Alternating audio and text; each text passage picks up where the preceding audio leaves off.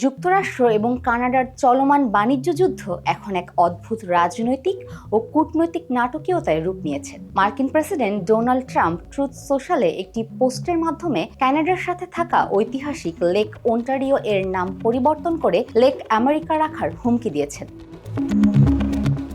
এই চরম উত্তেজনার পেছনে মূল কারণ হলো দুদেশের মধ্যকার সাম্প্রতিক ট্যারিফ বা শুল্ক সংঘাত। যুক্তরাষ্ট্র ও কানাডার মধ্যকার দ্বিপাক্ষিক বাণিজ্য আলোচনা ভেস্তে যাওয়ার পর ট্রাম্প প্রশাসন বিলিয়ন ডলারের কানাডিয়ান পণ্যের ওপর 50% অতিরিক্ত শুল্ক আরোপ করে।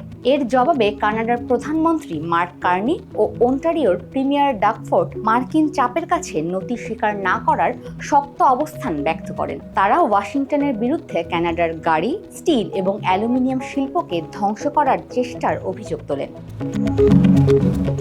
দুই দেশের শীর্ষ নেতাদের মধ্যে এই বাকযুদ্ধের জের ধরেই ট্রাম্প যুক্তি দেন, কানাডার অন্যতম জনবহুল প্রদেশ ওন্টারিওর সাথে যেহেতু আমেরিকা আর আগের মতো কোনো অর্থনৈতিক বা বাণিজ্য সম্পর্ক রাখতে চায় না, তাই এই গ্রেট লেকের নাম ওন্টারিও রাখারও কোনো মানে হয় না। ট্রাম্পের এই ধরনের ভৌগোলিক নাম পরিবর্তনের পদক্ষেপ অবশ্য নতুন নয়। এর আগে তিনি এক্সিকিউটিভ অর্ডারের মাধ্যমে গালফ অফ মেক্সিকোর নাম বদলে গালফ অফ আমেরিকা করেছিলেন।